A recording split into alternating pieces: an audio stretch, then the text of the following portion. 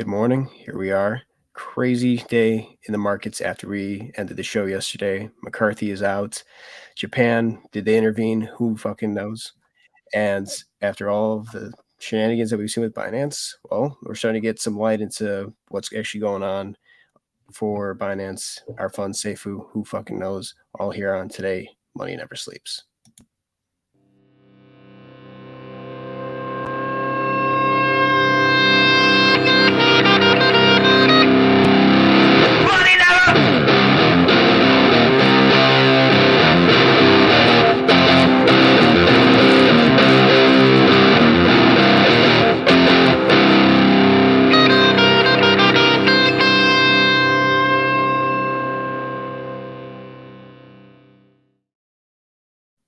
I absolutely just tweaked myself out. I had the one of my windows open to our show, and I started hearing myself talk, and it was delayed, and I didn't know what the hell I was saying. So apologies for that botched intro.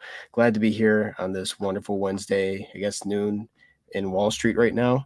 Uh, it's been a crazy 24 hours. As soon as we ended the show yesterday, I guess they pretty much just removed Kevin McCarthy for his House Speaker.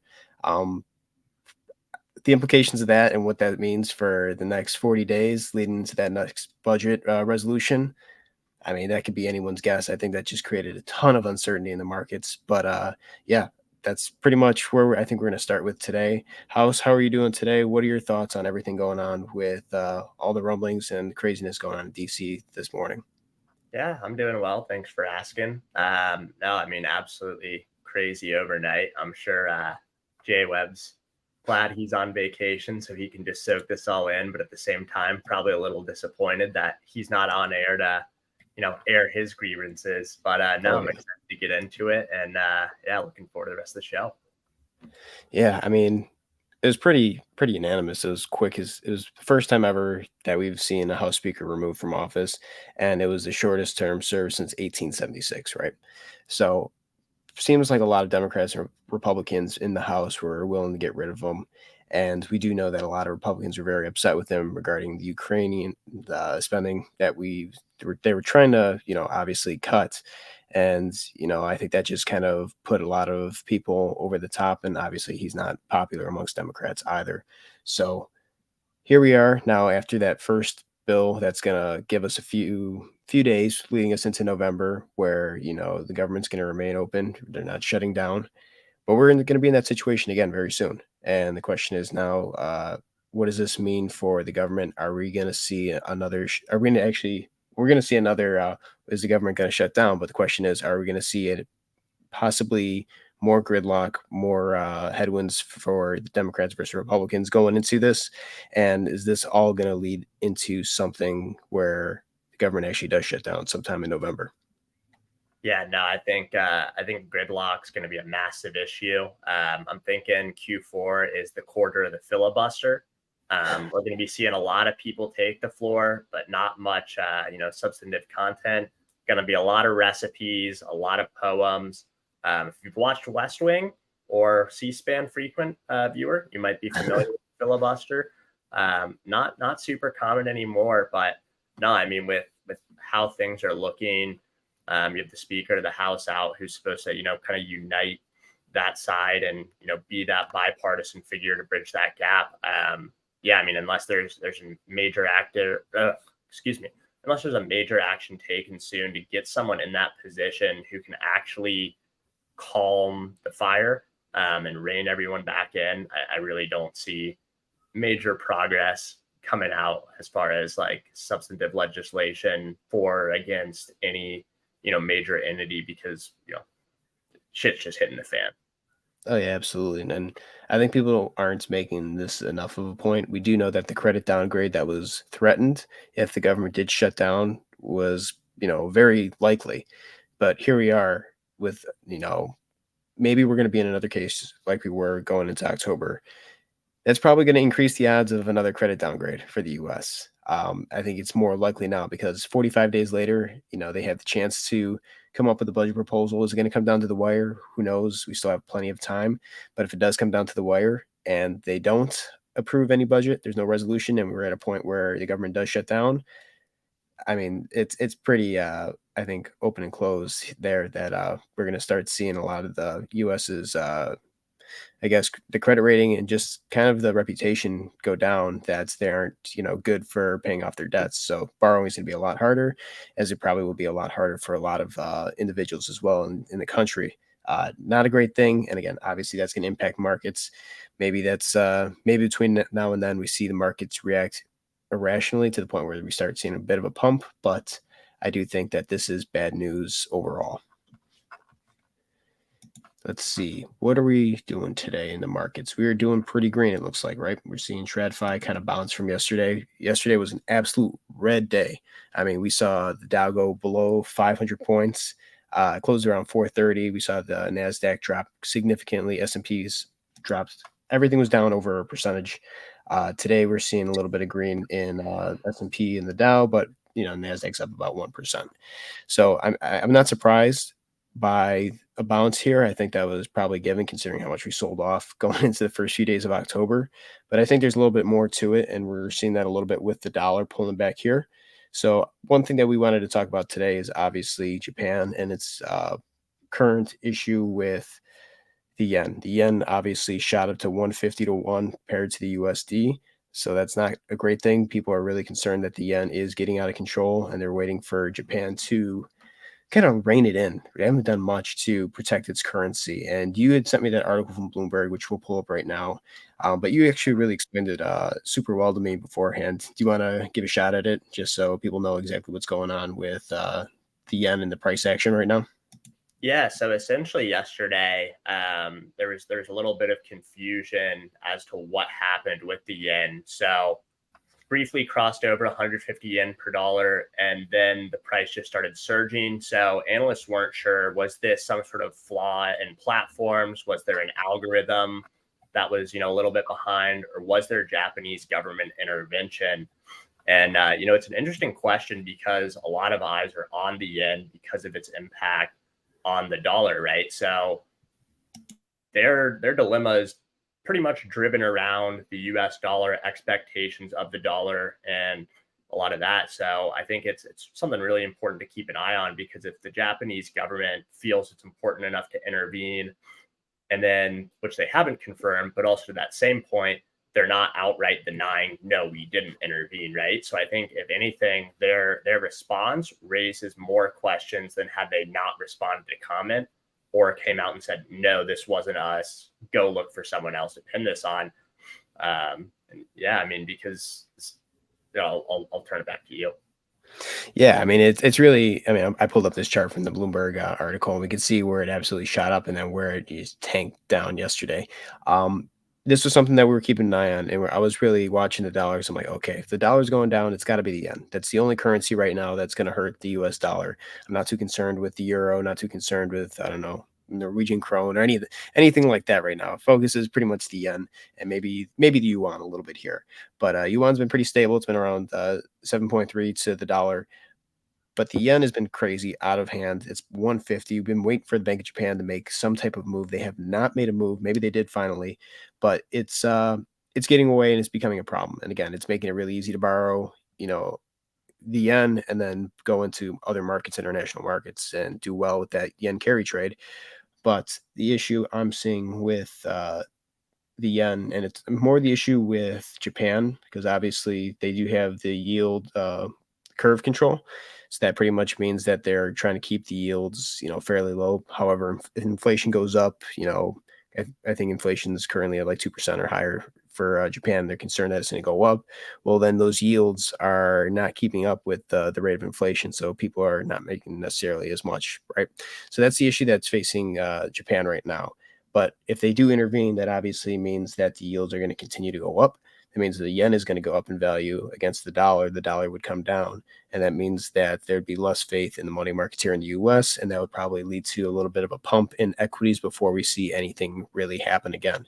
So I was just looking at, I mean, stop sharing this. I'm going to pull up the Japanese 10-year yield, and we're going to see how it's been reacting recently, because this is the one that's been, I've been keeping an eye on. And for me, I see, let's see, Japanese 10-year. I don't even know how. I think it's JPY. I should have got this up beforehand.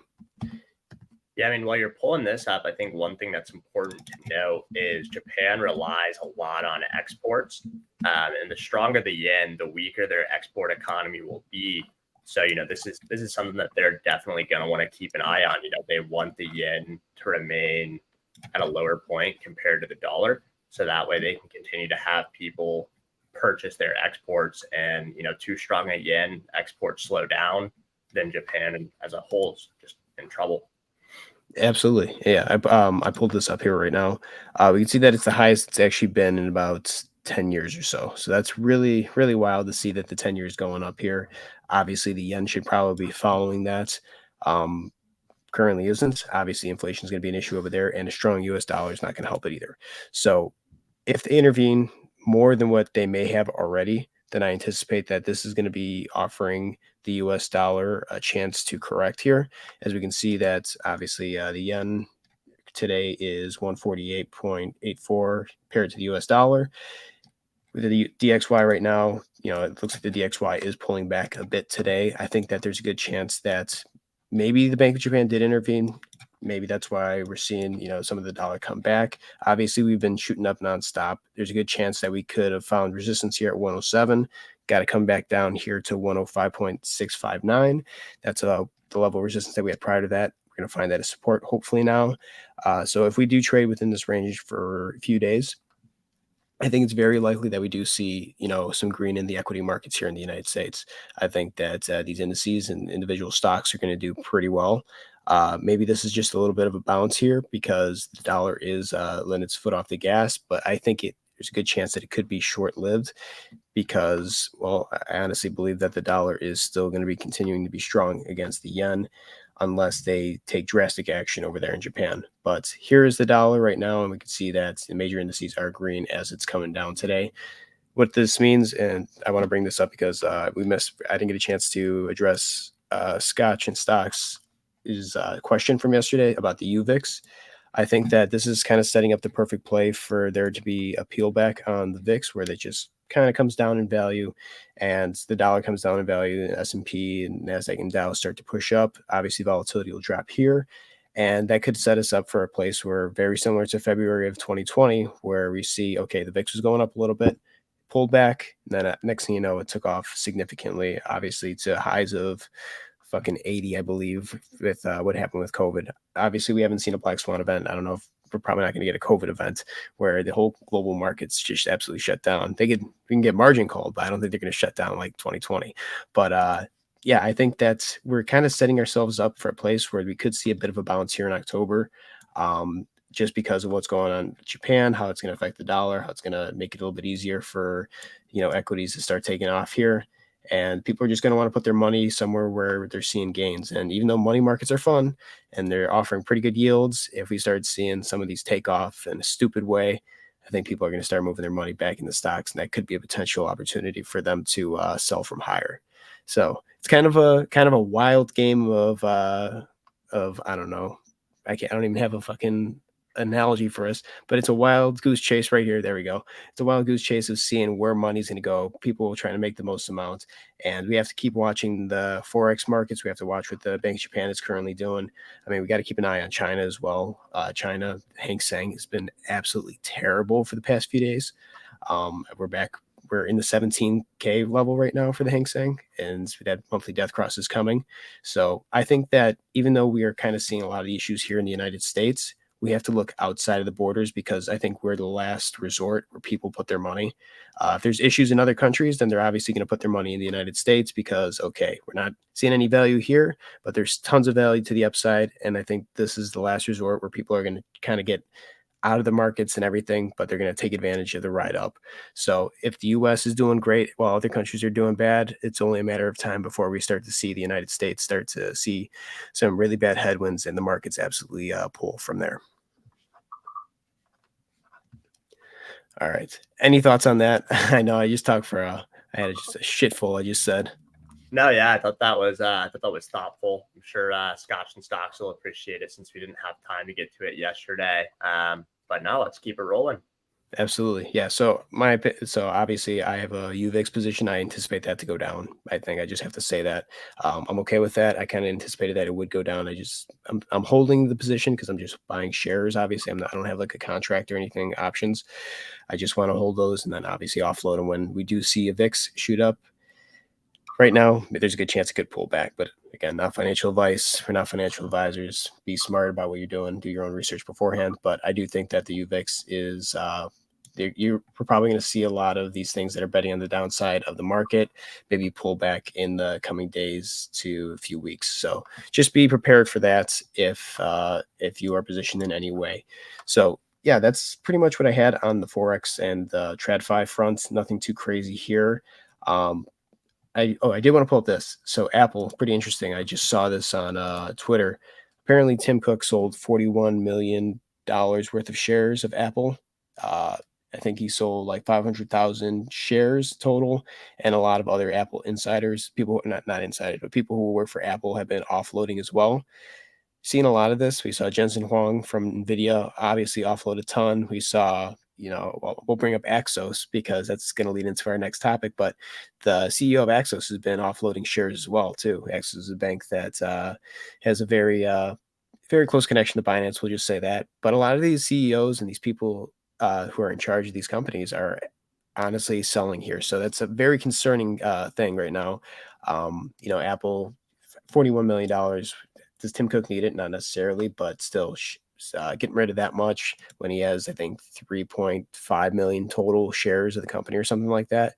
Yeah, it is kind of, it does raise questions about where these people believe the market is going. So always keep that in mind. But I did bring up Axos and we did get some information from Binance. I believe you did a little bit more research than I did into it. I was just looking at some of the transcript from the question and answer from court. And that was really eye opening, I thought, because a lot of that contradicts with what CZ has been saying recently. Um, I mean, it not only contradicts it, it kind of proves that he might be fucking lying through his teeth, right? But is what it is. If you want to get into some of the revelations that we got from that, and then we can look at some of the price action and we can wrap it up for the day. Yeah, no, absolutely. So essentially,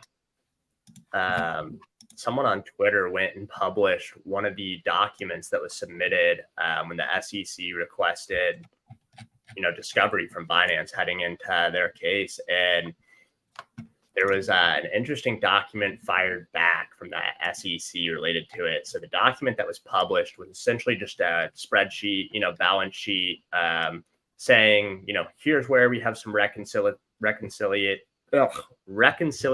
items. Here's where we have some corporate cash. Here are custodial bank balances.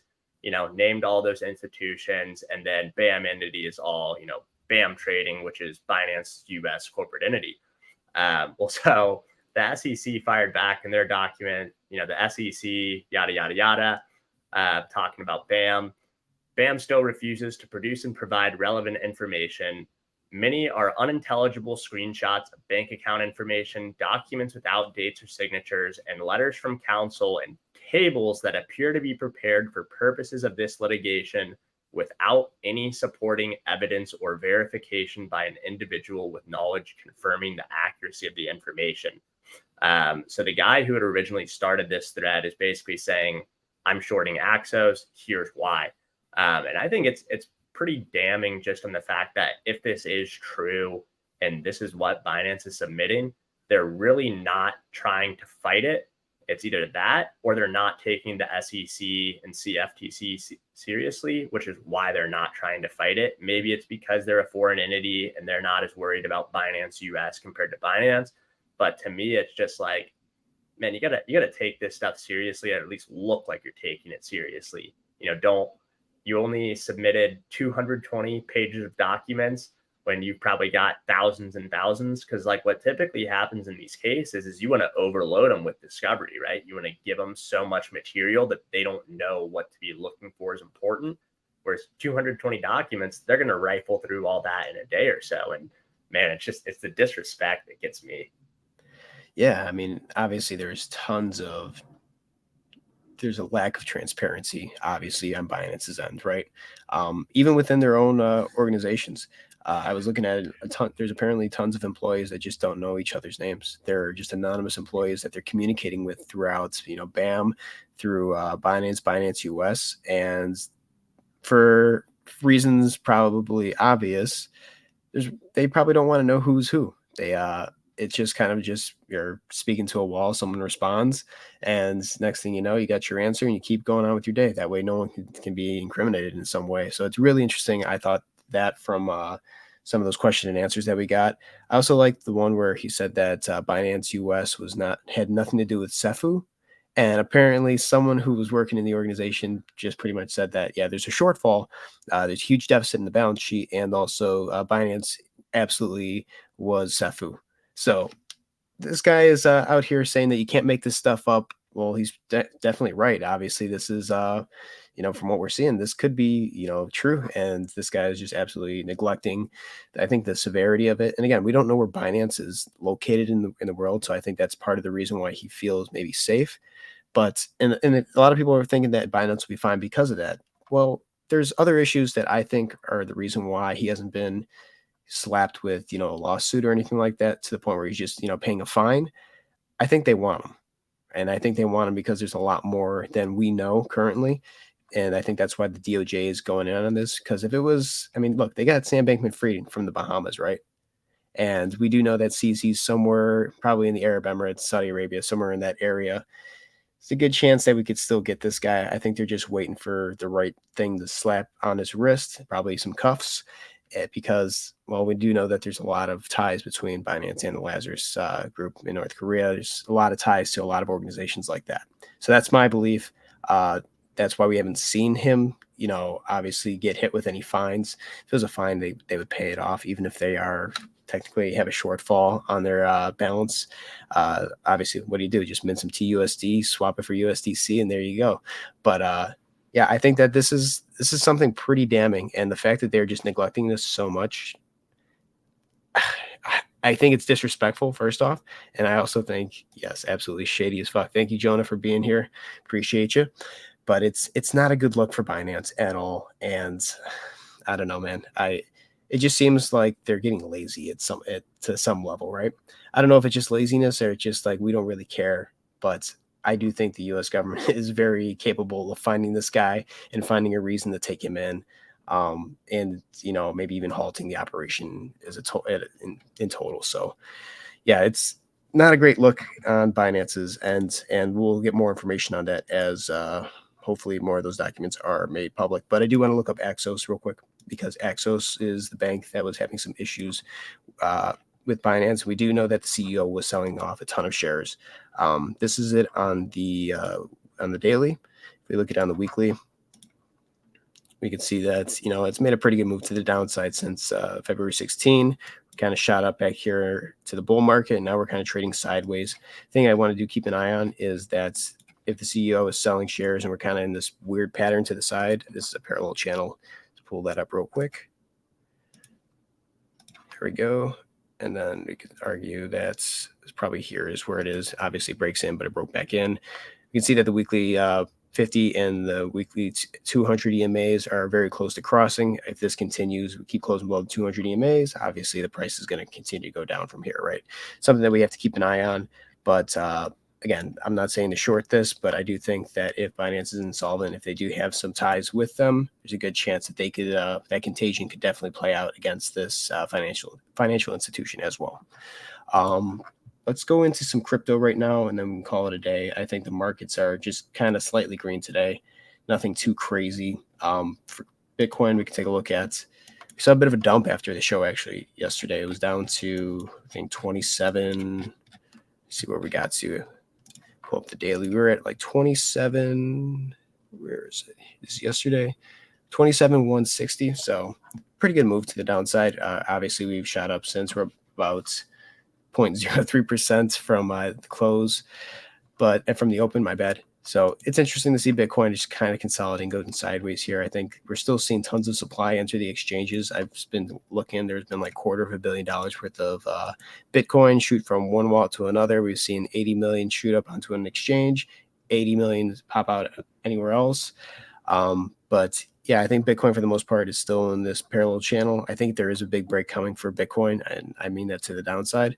But we do have to keep in mind that if this is going to go to the downside, there is a possibility that it could go up one more time to liquidate positions, trick people into getting into this market, and then continue down. Because there is actually a lot of liquidity to the upside once again, up to about 28.6. Let me pull that up real quick because we saw what happened. They shot it up for literally maybe 15 hours, and the next thing you know, went right back down. The entire pump was absolutely reversed within 2 days, right? So it's not necessarily looking great. It's not a good sign that we are in a market that sees any of this being sustainable. It just seems like we're just trying to grab as much liquidity as we possibly can. Yeah, here we are. So this is Bitcoin on the exchanges. Let's go to the 7 day. Come on, there we go. So actually, it's pretty interesting. We do have a lot of liquidity to the upside. We also have a lot of liquidity to the downside here, right? So we can see that if this is gonna go higher, it's probably gonna find maybe we do tap the liquidity at 28,236. I don't know if we're gonna go all the way up here. Maybe we could go to 28,758. That would invalidate the wave four. But I think that for right now, if we are going to see a push to the upside, it's probably going to be somewhere around 28.25. That's probably going to be the level before we see, a lot of these longs, people going long here. That builds up a lot more liquidity down here, and then maybe we wipe this out in, I don't know, one daily candle. That'd be insane, but it's very possible if we're seeing this market maker patterns throughout Bitcoin play this way, then I wouldn't be surprised if that happens where liquidity is wiped out in both directions, but we go a little bit higher first. That also put in a lower high as well. So we have to keep that in mind. Jonah, pulling up XRP right now because obviously we know that XRP is now not a security, that the SEC lost that case, the chance to, file, getting what was it, I can't even think of the word right now, having a Yes, brain fart. the SEC came in and tried to appeal, and the judge dismissed it and said, "Nope, we're not appealing this. You Exactly. don't have substantial ground for a difference of opinion." And no, it's good for Ripple. Good for Ripple, absolutely. I like XRP, but I'm not an XRP maxi. I think a lot of people got really excited when that news came out, and they tried buying it yesterday. Obviously, it shot all the way up to a height of 54, almost 55 cents. Very different from what we saw back here in July, right? Freaking how much liquidity was just pumped into the market on that news. I think maybe some of these news events aren't pumping the market maybe as much. Maybe that's because there is a lack of liquidity. We had a little bit of a green candle there, but now we're back. We're down on the day, down 1.63%. We're still in this parallel channel, guys. And again, this is a massive parallel channel. This is very similar to the one I pointed out on Matic when Matic was trading all the way to 156 last year, or even this year.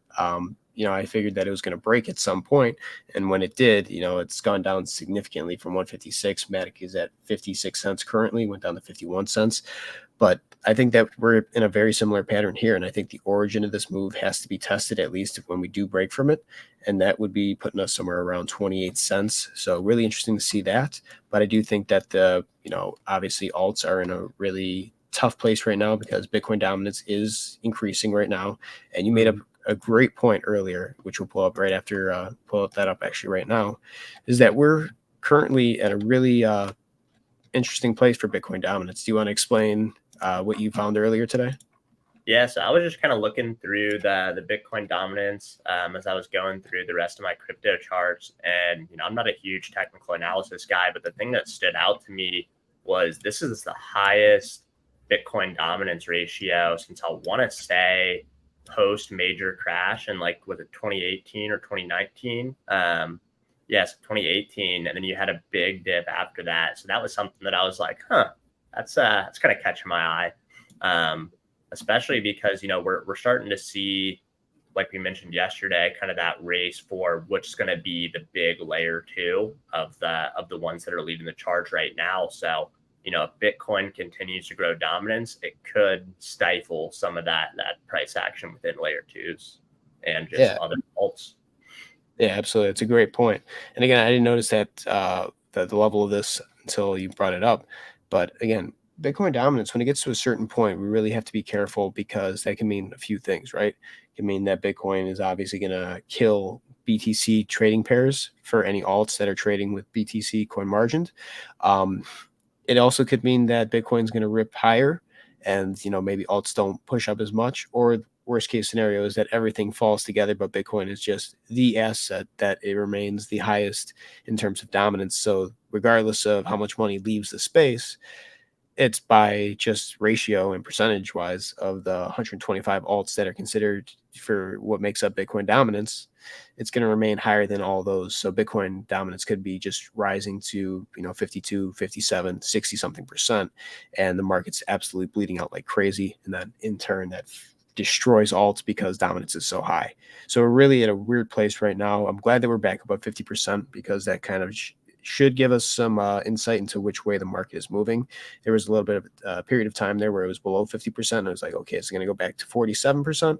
But no, we're above 50%. It's still strong. I think we're probably going to be making our way back above the 200 EMA. And the question is, if we continue to do that, we start putting in more green weeks for Bitcoin dominance, even if the price is going down, we're going to get a golden cross. And a golden cross could be a bad thing for Bitcoin and alts if that is the case. Again, all it takes is Bitcoin to have a larger market cap than the alts that it's compared to. Next thing you know, you're at 60% before you can even look away. I don't even know what that means. But Bitcoin dominance, yes, very good thing to keep an eye on right now. Glad you found that. I think Bitcoin is kind of in a really tough place right now. I mean, obviously, we went all the way to 28.5. That should have broke us down. I mean, that probably should have been invalidated, but we didn't hit the invalidation level. So this is still valid that we have another wave to the downside. And if we do have this wave to the downside that I'm anticipating, I'm actually kind of having my targets a little bit lower than what they were prior to this. I think that wave 5 is going to be the biggest wave in this obviously right here. I wouldn't be surprised if we do test these. I got the level right here, 21,734. I think that there's a good chance that we could go down to the 20,000s, right? Low 20,000s. So I'm keeping an eye on that. Obviously, the XRP news, it sold off after it didn't pump more. Tells me that's okay. There's not as many buyers in this market right now. It's going to be an interesting few days. So just keep an eye on that. I got nothing else in terms of crypto. Is there anything else you would like to add on, or do you think we can just wrap it up for the day? Yeah, I was just thinking, my thought around XRP not pumping as much compared to the original news around the SEC was I feel like that was a week and day when there were a lot of really strong narratives for crypto. Like, if I recall correctly, and I could be completely wrong with this, I think that was the same week that a lot of the spot ETF rumors were starting to come out. And it It seemed was. really promising that it was like, okay, we've got all these people applying for spot ETFs, XRP positive decision. And I want to say there was something else, and it just kind of hit that holy cow, the narrative's so good, everything needs to be bought. But then you realize, like, well, all these ETFs need to be approved first. And then people are like, well, no, but they have the 99% approval rating. And it's like, well, this is also a brand new kind of spot ETF, and all the other ETFs they're putting out to the public are probably more standard and, whatever respective governmental officials more familiar with it. Don't need to hold anyone back. But that was just my kind of TLDR rant on why I don't think XRP pumped as much, even though it was good news. Yeah, absolutely. That's a great point. Everyone was very euphoric when we got those BTC spot ETF announcement. Everyone and their mother was absolutely trying to get a spot ETF, whether it was ARK, Fidelity, Grayscale. Let's be honest, it was a selling news event. And now that we don't have as much of that news, they rejected them earlier this time because they were afraid of a government shutdown, right? Uh, it's really interesting to see that the markets just don't have. I don't think there's enough liquidity also out there from retail to get that excited. So 5% up real quick, fine. It's retraced a pretty good amount already.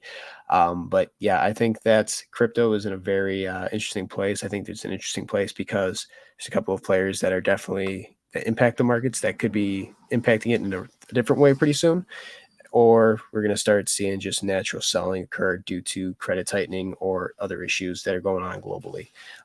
So yeah, that's all I have to say today. I think we did a pretty good job there. We'll wrap it up. Tomorrow we will be back talking about who knows, whatever the market throws at us, because we're going to be watching our screens the next 24 hours. Money never sleeps. You all know that. Mr. House, I'm glad to have had you again. Appreciate you. Also, Jonah, thank you for joining us. Randy, Riggs, Ace, everyone. Chris, thanks for always being here. If you guys are watching the recap, appreciate you. And we will be back tomorrow. So take care, everyone.